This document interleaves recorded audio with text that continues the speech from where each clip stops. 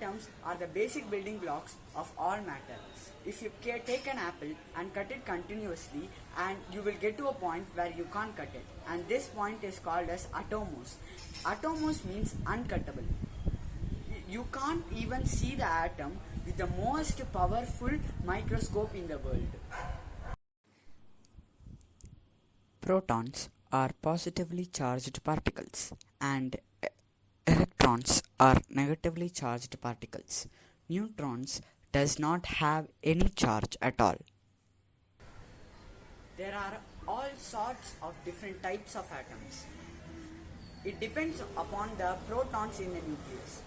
If an atom has over 8 protons in the nucleus, it is an oxygen atom.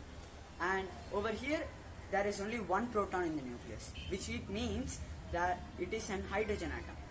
Then, what are molecules?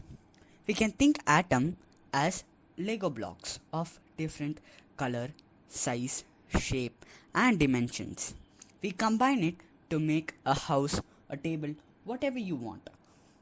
House or a table, etc. is the molecule.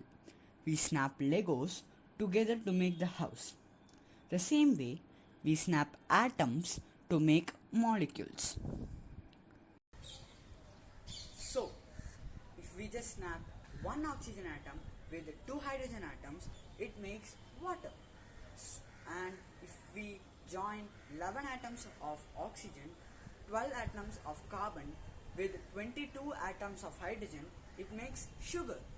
1 atom of sodium, 1 atom of chlorine makes you salt. So, that is the difference between atoms and molecules.